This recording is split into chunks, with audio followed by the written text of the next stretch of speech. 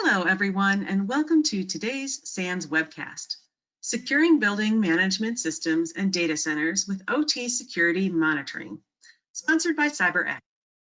My name is Carol Oth of SANS. Today's featured speakers are Imran Mohidin, Partner Group Product Manager at Microsoft, and Phil Neray, VP of IoT and Industrial Cybersecurity for CyberX, a Microsoft company. If during the webcast you have any questions for our presenters, please enter them into the questions window located on the GoToWebinar interface at any time. Please note that this webcast is being recorded, and a copy of the slides and recording of this webcast will be available for viewing later today and can be found on the SANS registration page.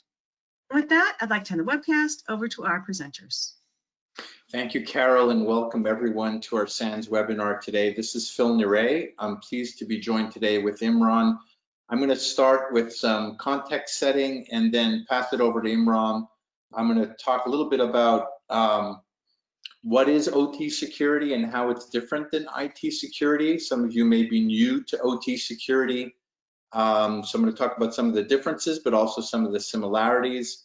I'm going to briefly introduce Azure Defender for IoT, which is the product that Microsoft launched a few weeks ago that has the CyberX technology integrated with it. And then we're going to hand it over to Imran. He's going to talk about how Microsoft protects its Azure data centers, not just from a technological point of view, but he's also going to talk about some of the organizational challenges that he's been addressing with his team. And talk about incident response and removing silos. So let's go to our slides. So let's talk about OT security. So this is a definition that Gartner uses, and the biggest difference between IT and OT security is that OT security is focused on protecting physical assets like turbines and HVAC systems and mixing tanks in industries like manufacturing or energy generation or smart buildings, which isn't really an industry, it's a horizontal space. And many of you may not think of buildings or data centers as being ICS environments, but Imran's going to talk about how they really are. The fact that OT is concerned with protecting physical assets brings a number of differences as well between IT and OT security. And the primary one, which many of you may already be familiar with, is that OT security is focused primarily on safety and availability. If you're running a factory or generating energy, the availability of those production facilities is critical to fulfilling a role and generating revenue, but also safety, as we know, is a top priority in these organizations.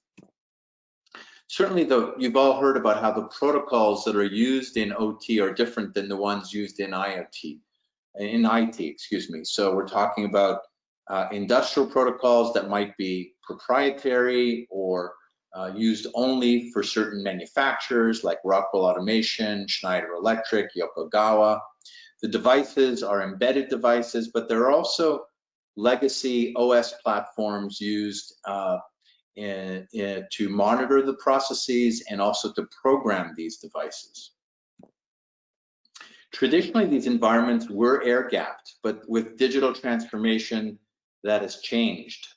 Certainly, more and more we see them being connected to the IT network, but also to the internet as well. So for many years, there was less of a focus on OT security because it was assumed that that air gapping provided all of the security that was required. That has changed now, and there are many more pathways for adversaries to get into these networks.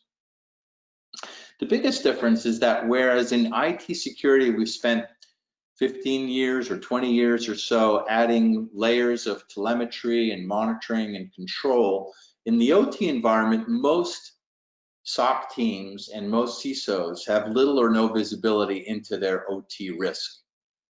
And that translates directly into three types of business risk. The first is financial. We've all seen how destructive malware, ransomware can shut down factories. We saw that a few years ago with WannaCry shutting down major automotive manufacturers, with NotPetya shutting down pharmaceutical companies and container companies. Goga last year shutting down an aluminum manufacturer, and ECANS, which is a snake spelled backwards, a new type of malware that specifically searches for and shuts down ICS processes.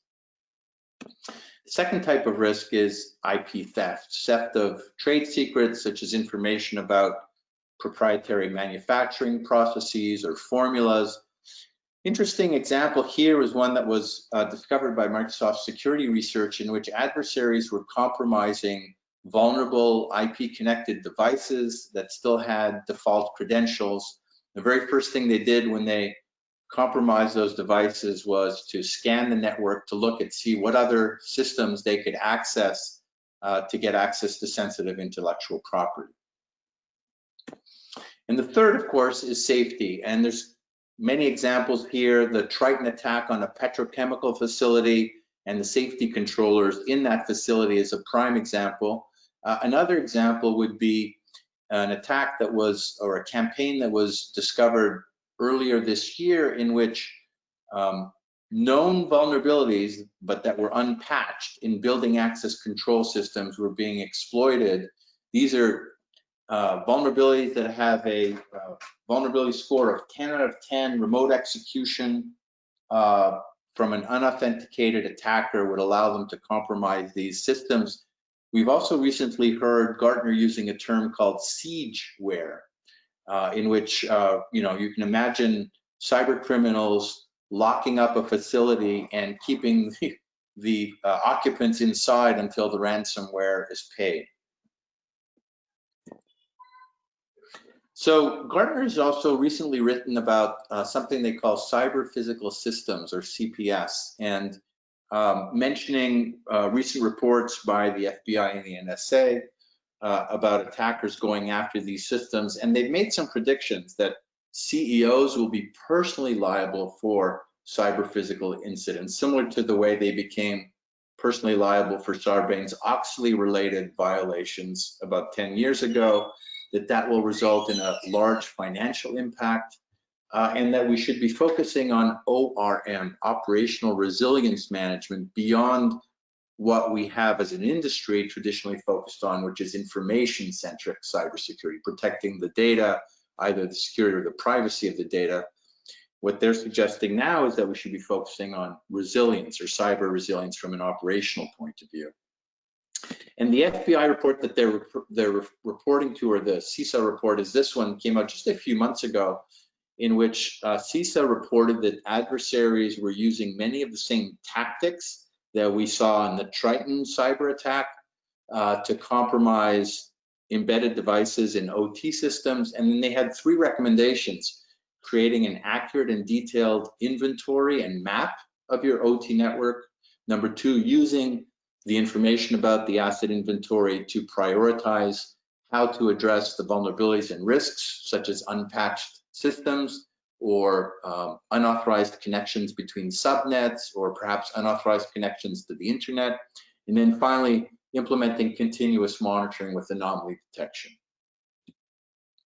With respect to the IP theft, there's an interesting statistics here from the most recent Verizon data breach investigations report, in which they said that manufacturing is 8 times more likely to be targeted with these types of attacks than any other vertical, that more than 1 out of 4 of these breaches in manufacturing motivated by cyber espionage, primarily from nation states. And you can imagine, and we've seen the stories recently, certainly, about pharmaceuticals being targeted for the research they're doing on COVID-19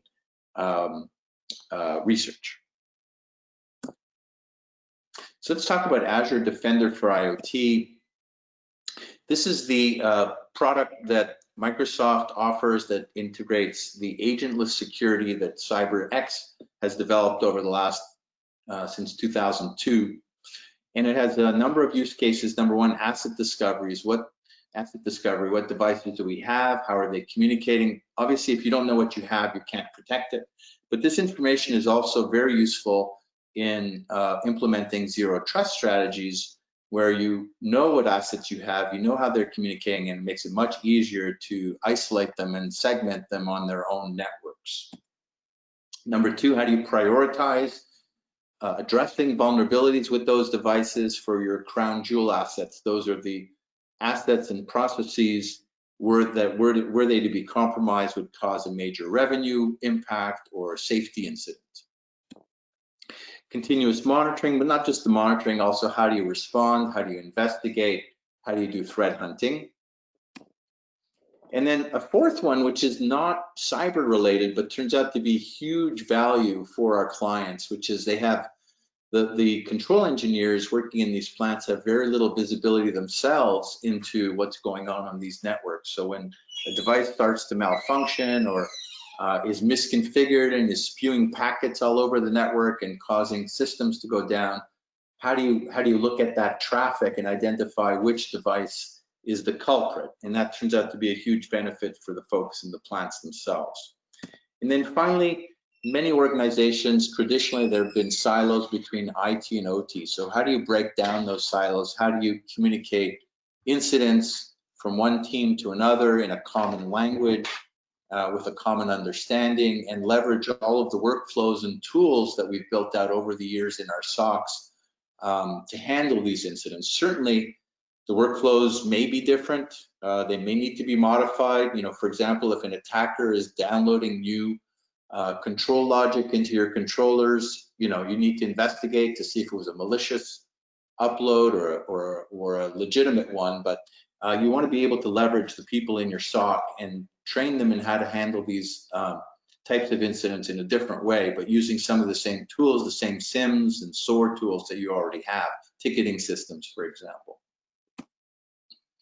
So just architecturally, how is the system deployed? It uses a technology called passive monitoring, also called network traffic analysis, in which a sensor that's on premises is connected to the network switch, grabs a copy of the traffic, uses specialized analytics. In our case, these are patented OT-aware behavioral analytics specifically developed for OT environments.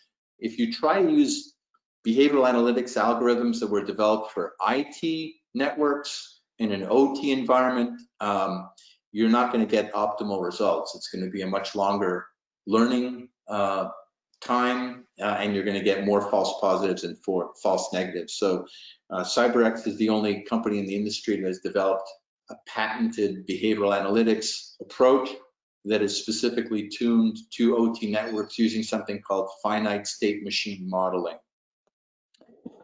So from there, you can view the results of what has been analyzed in terms of assets, vulnerabilities, and threats. The solution will continue to be available 100% on premises if you choose to, and we will also be making available Azure connected solutions as well. And then integrating with what you already have in your SOC, whether that's Azure Sentinel, Azure SIM, or others, Splunk, QRadar, ServiceNow, are all available out of the box with integration with this product. And of course, integrating with the SIM is very important because you want to see attacks that often cross between IT and OT or back. Some examples, this is an example of the network map that the product will start to display within minutes of being connected to the span port. So you can see that the devices are here, they're labeled, you can see the types of devices. It's arranged in the Purdue model. You can double click into these devices, learn more about them. Who is the manufacturer? What protocols are they using? When were they last active? Then you can look at what unpatched vulnerabilities exist in these devices, what ports they're speaking on. There's a security score for each of them. And then an example of a secure alert here, where, you know, as I said before, a firmware update might be legitimate, it might be malicious, but you want to investigate it. You want to know who to call in the factory or in the plant to find out who made this update to the firmware. In terms of how this fits into Microsoft's overall security portfolio, the family of products called Azure Defender, which are XDR, extended detection and response solutions for various other components. and part of Azure Security Center, and as I said, integrated with Azure Sentinel as well. And Azure Sentinel brings a number of capabilities to the industry. Number one, it's the first cloud native SIM source. So with all the benefits we've come to associate with cloud native architectures, simplicity, scalability, easy updates, continuous updates. And then we're also doing a number of things to beef up the OT specific capabilities of Sentinel. Number one, bringing in deep contextual information from Azure Defender for IoT, not just generic alerts, but also information about the devices that were involved. Some OT-specific intelligence developed by Section 52, which formerly was the CyberX in-house research team focused on OT malware, adversaries, and campaigns, and some OT-specific SOAR playbooks as well. And give you an idea here, this would be an example of looking at a Triton incident in Sentinel. You can see here there's a device involved in updating the programming on that PLC, and you can click on it and get more information about that device. Again, this is the contextual information that was captured by Azure Defender for IoT, now being displayed in Azure Sentinel. So to give you more context in investigating the incident. And now I'd like to hand it off to Imran, who's going to talk about how Microsoft secures its data centers. Imran, it's all yours. All right, thank you, Phil. You know, I'm just going to simplify this and give you guys a simple story. So we are on a journey. By no means we have solved all the problems. You can never be 100% secure, but OT plus IT plus now IoT space is very complex in nature. And we are on a journey, and we are a lot better where we were a couple of years back, and we are constantly improving our security posture. So with that, I'm going to give you some context of what data centers are and how you can relate it to industrial facilities. So let me first talk about the scale. Microsoft's cloud is global in nature. We serve 1 billion customers through our cloud and more than 20 million businesses. So it's a very large scale problem that we're trying to solve. We take security and compliance very seriously. We have heavy investments in the area. We have 90 plus compliance offering support that includes ITAR, HIPAA, GDPR, FISMA, FedRAMP High, and things like that. We invest about $1 billion in our cybersecurity space, and then our central SOC just processes 6.5 trillion global signals. Just pause here and just think about the scale that we are dealing with. Now, let's switch the gears and talk a little bit about what data centers are. Data centers, the building blocks for the cloud, are nothing but industrial facilities, right? They comprise of electrical power monitoring systems, building management systems, HVAC, water chilling systems, fire suppression systems. Also, as you know, in the industrial control space, there's a long lifespan of all these systems that you put in place. So we are on a 8th generation. We have been building data centers for 31 years now, and we have multiple generations in production because we have to support them. All right, let's move to the next slide, Phil.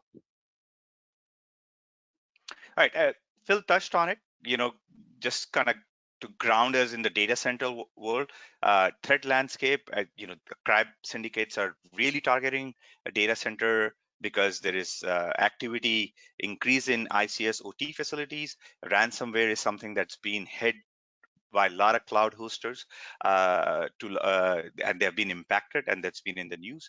And then, people realize now, the adversaries realize that cloud operation is critical infrastructure, and they are making a priority to perform advanced threat operations over there. Also, what we are seeing in this world is a broader approach from adversaries. Earlier, we saw localized attack vectors. Now we are seeing things like Ripple 20, which is targeting ICS OT in a broader manner. Basically, Ripple 20 is something that it's a vulnerability found in a TREC TCP/IP library that's used by many systems. So there is an approach change by the adversaries to impact the systems in broader manner. All right, let's go next. What is our team's approach? As I said, we are on a journey, and stepping back a couple of years ago, we decided, how do we go solve this problem? There are multiple issues over here, as we talked about, multiple form factors, cultural problems, and things like that. So we established 4 work streams in the team. The very first one is called manage and protect. We said Microsoft runs something called Get Secure and Stay Secure campaign. That this had been running in IT security, where across the organization and across the hierarchies, our patching vulnerability status by services is reported out to the leadership. So we kind of adopted that practice of manage and protect for the data center world. The second thing we realized that we have some visibility into the data centers, but not full visibility into the data center stack. And this has been achieved with leveraging things like Azure Defender for IoT, Azure Sentinel, and integrating them together. And not only just stopping there, we needed a good IR response for OT world too. So we had a central SOC which was responding to IT security related events. We needed to expand that, and we have integrated with our central SOC as well for OT capabilities. Third, as many of you know, in ICS world, there are many personnel who are full-time employees of your organization, vendors, part-time employees who are going in and out of data centers or remotely connecting to the data centers. If they bring their own devices or data-bearing devices, things like USBs and things like that, you are exposed to a lot of risks. So we kind of worked on that too, and we have a work stream going on that front. And finally, which is the last work stream, which we call cybersecurity services, also known as secure by design. We have made heavy investments in doing security activities jointly with our partners to improve the culture. This includes security assessments, best practices, reference architecture, and blueprints, and things like that. And we do that in partnership with not only our own data centers. There are a lot of data centers that are leased. So we incorporate our relationships with the lessors and kind of do this activity in a joint manner. Let's go to the next one. All right, let's kind of give you a perspective of how we have increased visibility into data centers using our security monitoring system and integrating with the incident response system in Microsoft. So the very first thing was collecting the data.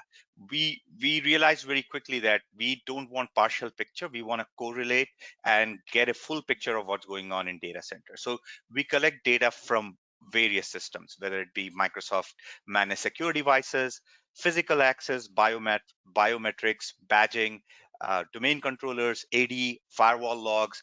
And then to get the ICS network data, we leverage Azure Defender for IoT, CyberX, as known as CyberX before. So even before Microsoft acquisition, we have been using CyberX, and this is where we get a lot of insights, security insights, and inventory that we take and plug into our Azure Sentinel system. Click. So data is collected from various sources, brought into Azure Sentinel, and this is where we perform our OT and IT playbooks. We perform our alerting. We have some detection mechanisms. We have some ML that we apply, which allow us to kind of reduce false positives and then also correlate things and make our alerts richer. Then let's go to next. And then this is what we integrate with our incident management system and our central SOC. All this information is forwarded over, and then we have a good feedback loop coming in back to our correlation and detection system from our incidents so that we can improve our alerting capabilities.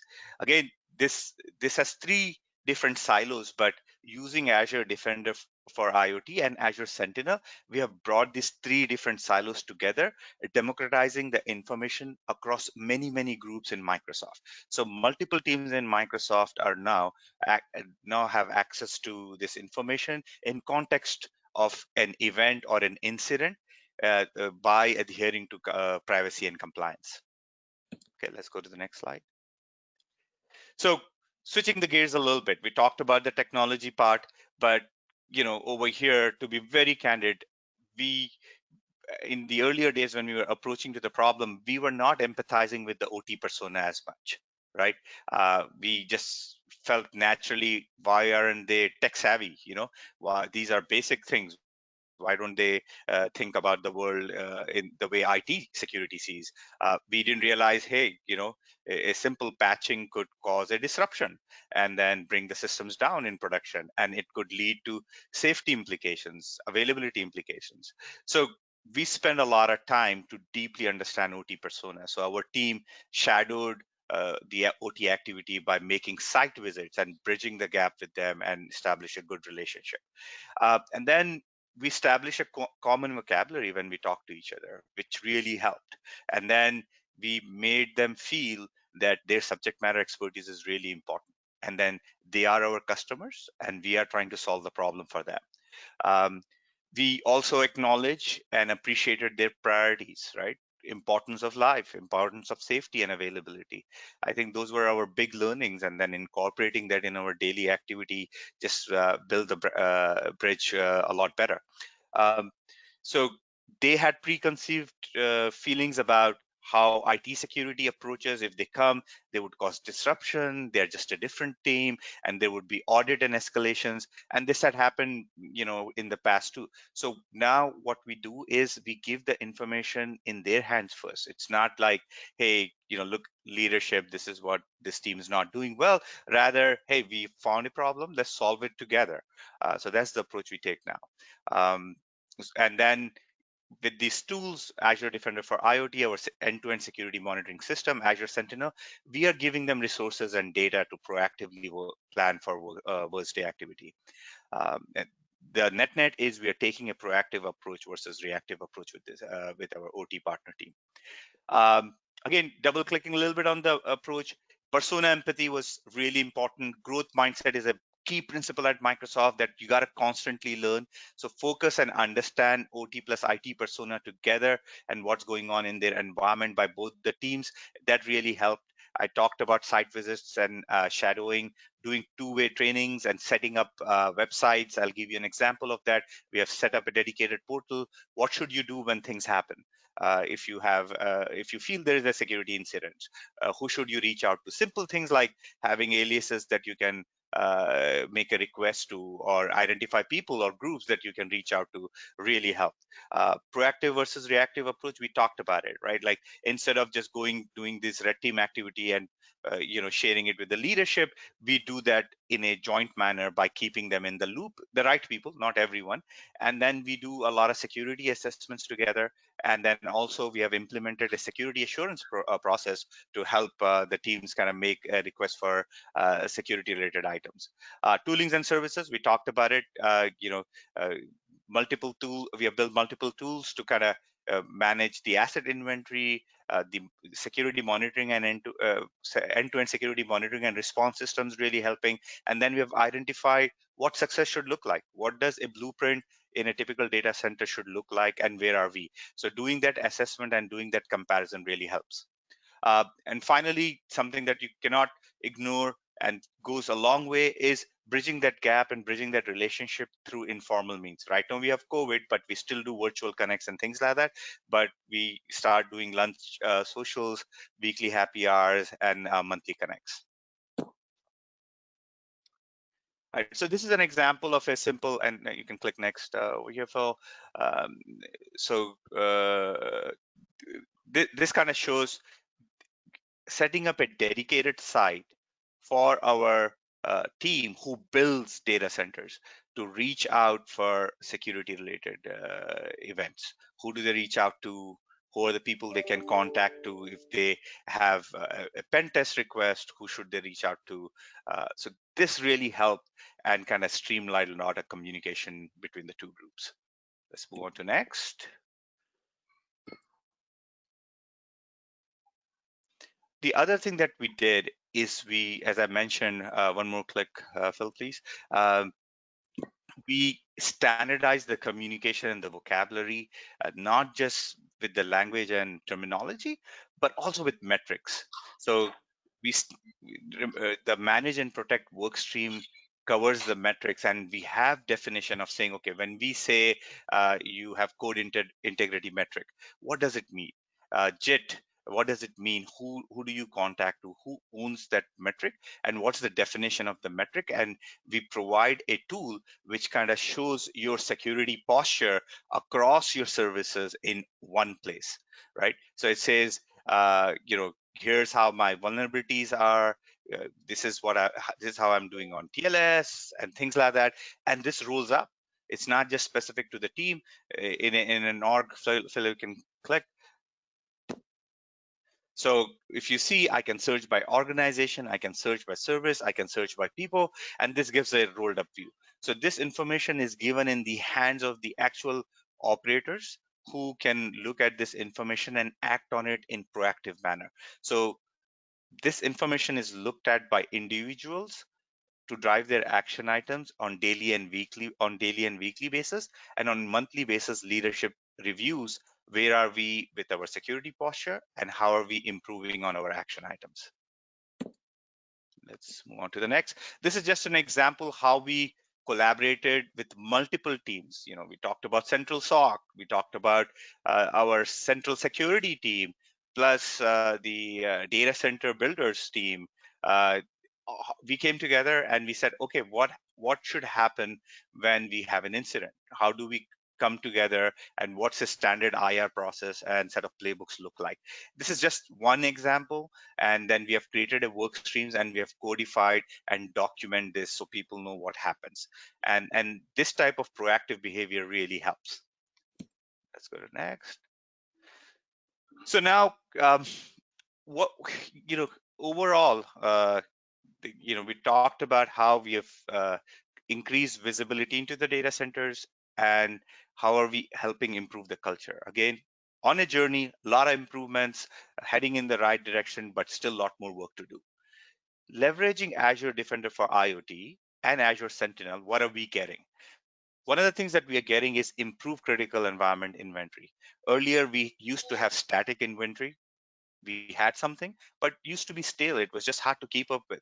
Now, with Azure Defender for IoT, CyberX, we can get real-time inventory, understanding, okay, what PLCs are being operated by what HMIs, how are they laid out in the network. With this, we can do proper risk-based analysis.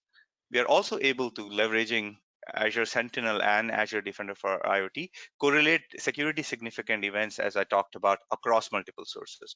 We have already implemented detections for things like known malware, botnet, and command and control traffic. We are also leveraging newly launched feature around user behavior analytics, UEBA, by Sentinel to do insider threat detection.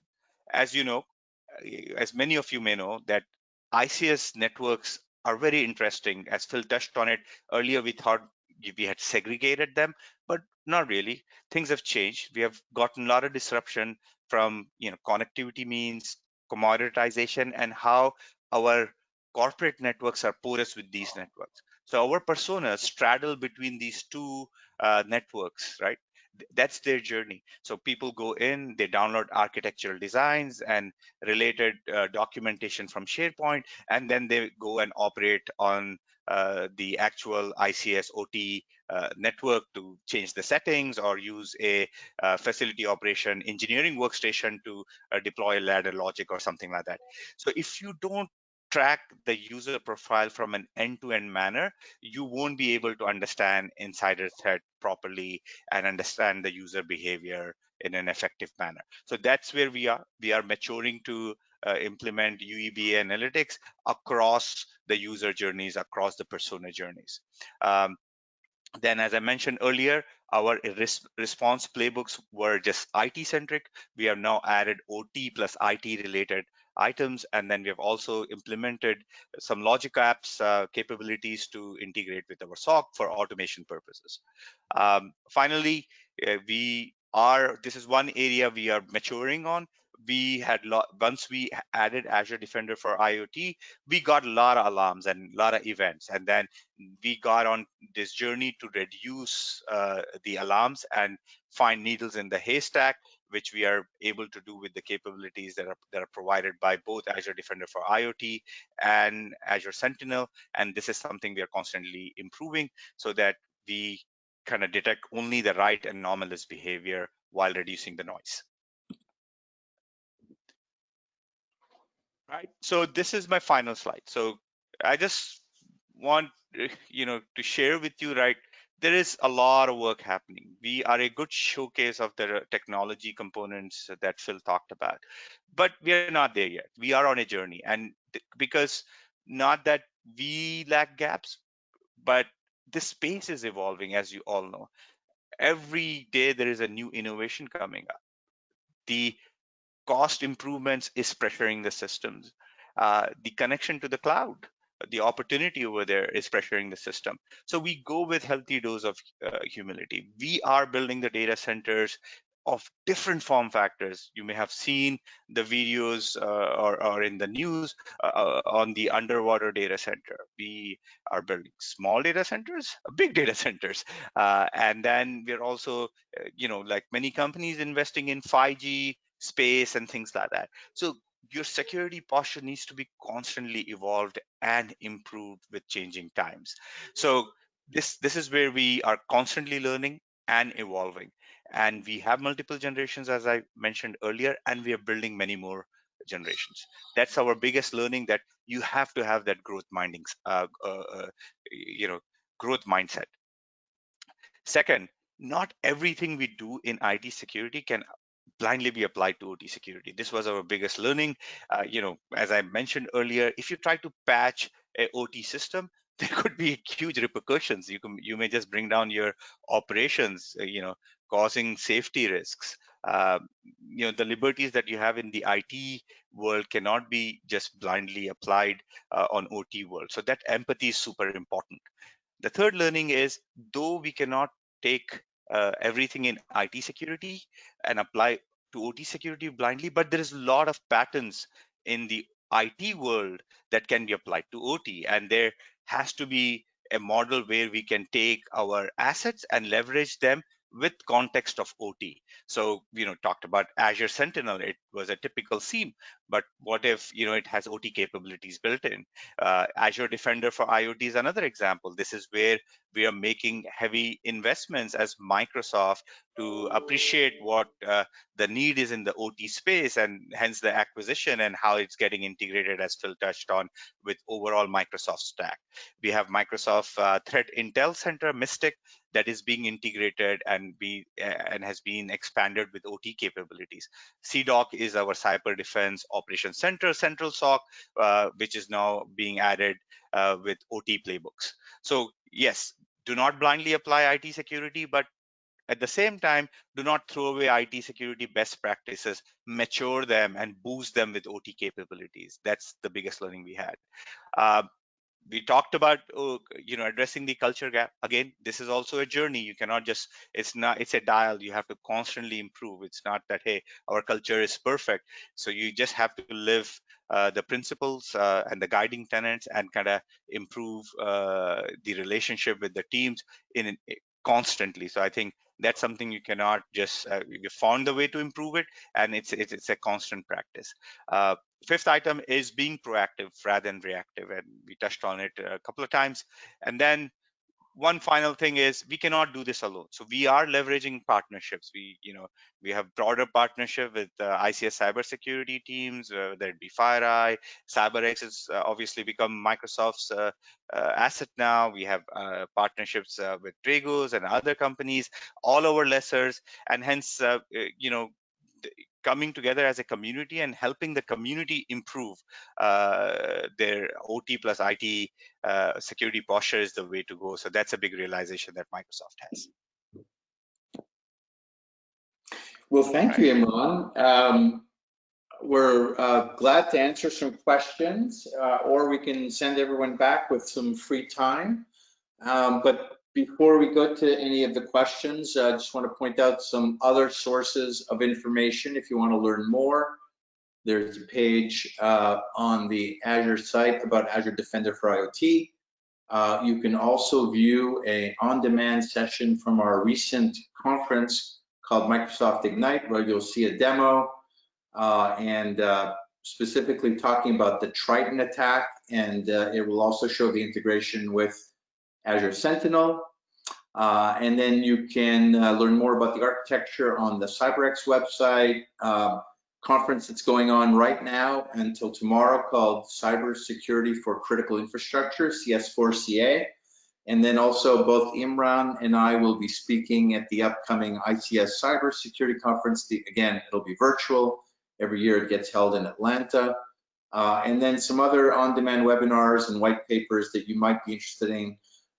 We recently held a series of roundtables with folks like Imran to talk about how do you bring IT and OT together. We also had some folks from Novartis talk about how do you do zero trust for OT networks, and some other areas in there that you may find interesting. And I'm being told to check the questions window, but Carol, I'm not sure how to do that. I'm looking there. Okay. All right, Phil. So what you can do is unlock the questions window and see them, or if you'd like, I can read them aloud. What would you prefer? To unlock the questions window here, why don't you, let's see, go here and questions. Okay, great. Okay, so let's see. Phil, sorry to interrupt, but if you could pull that slide back up on full screen, that'd be great. Okay, just make sure I can still see the questions. Okay, got it.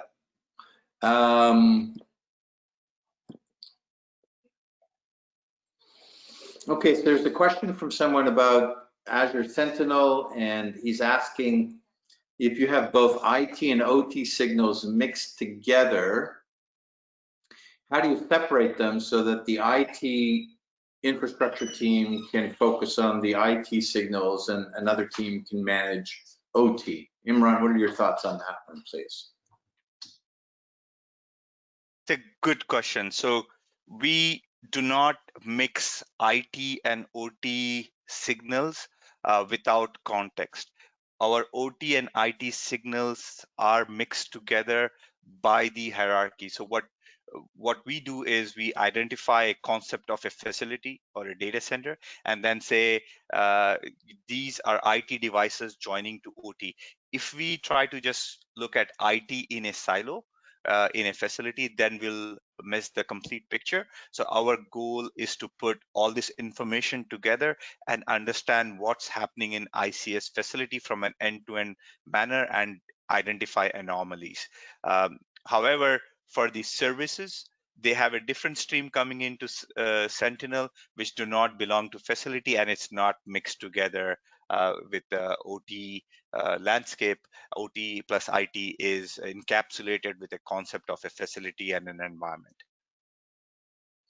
That's great, thanks. And also in Sentinel, the alerts are separated by which platform supplied the alerts. So, for example, I know many of our customers, you know, they know which alerts came from the OT security system and which alerts came from the IT security system. So they can separate them that way. And then you can also put in place automated actions such as using ServiceNow to assign a ticket to a specific group based on where the alert originated.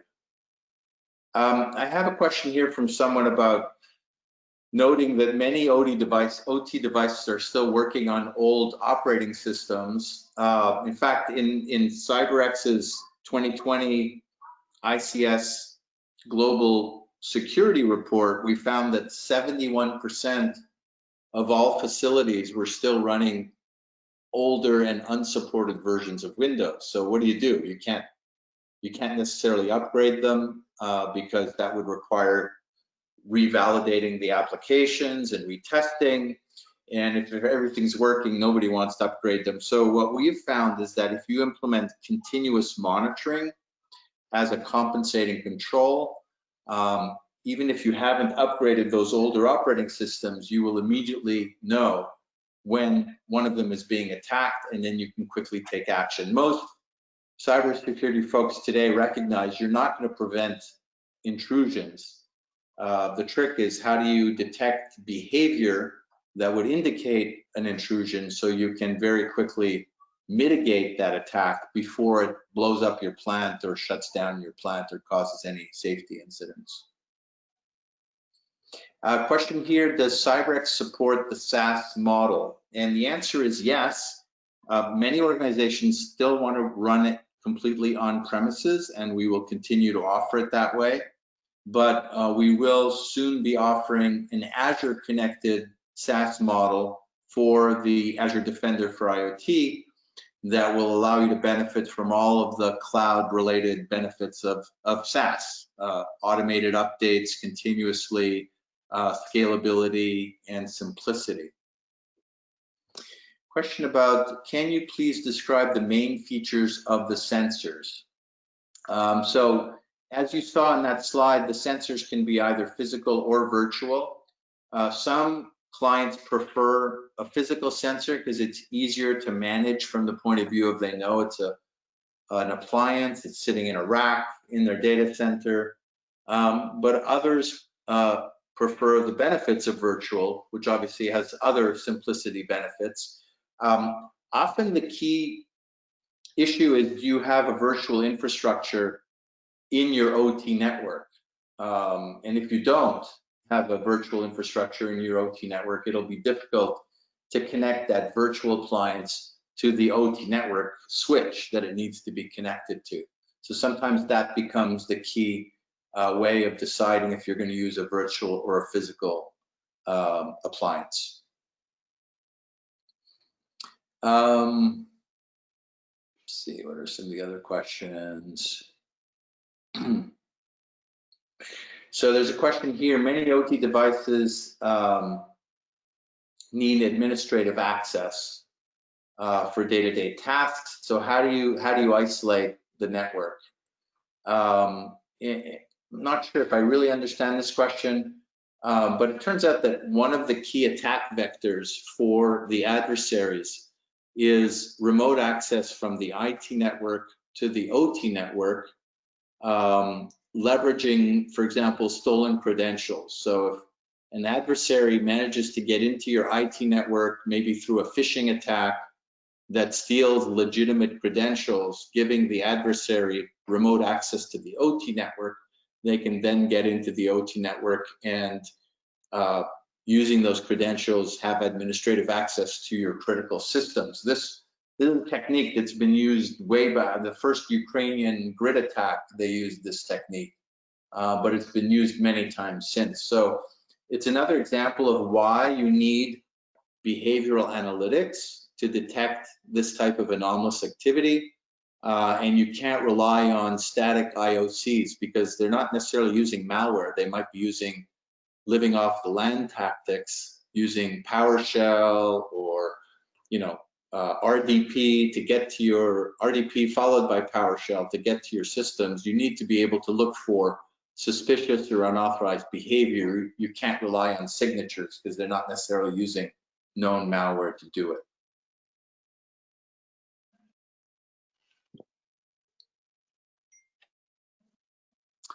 I think that's all we have so far. Imran, do you have anything else you want to talk about? No, I think we're good. Good questions, everyone. Yeah. There was a question about building automation, and Imran, maybe you could say a bit more about when you say building automation, what systems does that cover, and how does that relate to ICS security? Yeah, building automation systems for us include elevator services, and overall, we also include some security aspects of physical security around these things, physical access to the doors and things like that. That's what we talk about, or that's how we see building automation systems. Yeah, and for example, we have another client that is securing skyscrapers in New York using this technology, and it's the same issues, right? You've got PLCs, you've got HMIs, you've got engineering workstations. They're all being used to control, as Imran said, the elevators, the HVAC systems, the building access control. So you'll see all of the same types of devices in buildings as you do in a factory or an energy utility. Maybe slightly different protocols. You might be seeing more BACnet, for example, but it's the same basic idea. Yeah, HVACs, lighting, access control. Yeah. And the question about which protocols are being monitored, virtually all industrial protocols are being monitored, as well as the standard IT protocols that you would expect, like HTTP and HTTPS and SMB, FTP and RDP. But you know, over the years, CyberX was founded in 2012. So we've encountered 2013, excuse me. So we've encountered many different types of protocols, both proprietary protocols and the specialized protocols. So over the years, we've developed the ability to sniff these protocols and analyze them for the information that we're looking for on assets, vulnerabilities, and threats.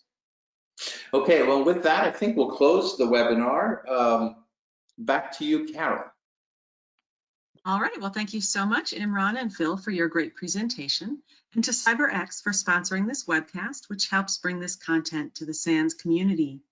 To our audience, we greatly appreciate you listening in. For a schedule of all upcoming and archived SANS webcasts, including this one, please visit sans.org/webcasts. Until next time, take care, and we hope to have you back again for the next SANS webcast.